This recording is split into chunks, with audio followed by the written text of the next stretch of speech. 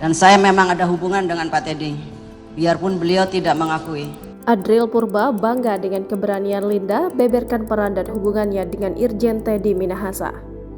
Linda Pujiastuti alias Anita membuat geger ruang sidang di Pengadilan Negeri Jakarta Barat pada Rabu 1 Maret 2023. Pasalnya, Linda yang duduk di kursi terdakwa mengungkapkan informasi baru soal hubungannya dengan Irjen Teddy Minahasa.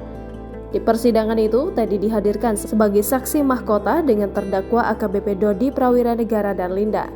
Kepada majelis hakim, perempuan dalam pusaran peredaran sabu yang dikendalikan Teddy ini mengaku bahwa keduanya memiliki hubungan spesial. Keberanian Linda yang sudah menyuarakan keresahannya dengan tegas di meja persidangan lantas membuat kuasa hukumnya Adril Purba merasa bangga, mengingat berbagai resiko yang harus dipertaruhkan oleh seorang Linda Pujiastuti berhadapan dengan jenderal yang sampai sekarang masih memiliki pengaruh. Seperti diketahui, Adril Purba juga menjadi kuasa hukum bagi AKBP Dodi Prawiranegara. Berikut pengakuan Linda Pujiastuti yang telah dirangkum kuasa hukumnya Adril Purba. Pertama, Linda mengatakan bahwa hubungan dirinya dan Teddy Minahasa baik-baik saja, tidak ada masalah. Kedua, Linda mengatakan bahwa pernah menawarkan ke Padang untuk ambil barang bukti sabu tersebut. Setelah dibayar, lalu Linda kembali ke Jakarta dengan dikawal oleh anggota Teddy Minahasa. Ketiga, Linda mengatakan bahwa dirinya merupakan istri sirih Teddy Minahasa.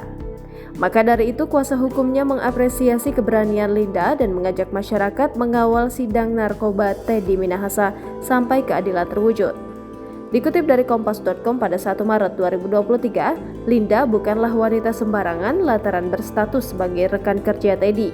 Dalam kasus peredaran narkotika jenis sabu yang menjerat Teddy, ia pernah meminta mantan Kapolsek Kalibaru, Kompol Kasranto untuk menjual sabu yang didapat mantan Kapolda Sumatera Barat itu. Sabu seberat 1 kg itu kemudian dijual kepada bandar narkoba di Kampung Bahari, Jakarta Utara bernama Alex Bonpis. Linda yang mempunyai nama panggilan Anita juga berperan menawarkan, membeli, menjual, dan bertindak sebagai perantara peredaran narkotika. Hal tersebut tercantum dalam dakwaan jaksa penuntut umum yang juga diberikan kepada mantan Kapolres Bukit Tinggi, AKBP Dodi Prawiranegara dan Syamsul Ma'arif. Dalam kasus yang menjerat Teddy, Linda juga memiliki peran lain sebagai informan polisi untuk kasus narkotika. Ia membocorkan informasi seputar kedatangan narkotika dari luar negeri yang diselundupkan ke Indonesia kepada polisi.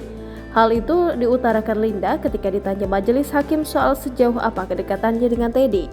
Di balik perannya dalam peredaran narkotika jenis sabu, Linda ternyata sudah mengenal Teddy sejak 2005. Hal tersebut diungkapkan oleh Teddy kepada majelis hakim dalam persidangan yang sama. Ia mengaku pertama kali berkenalan dengan Linda di sebuah tempat spa di Pecenongan, Jakarta Barat. Pada saat itu, lanjut Teddy, ia sedang menempuh pendidikan di Universitas Indonesia.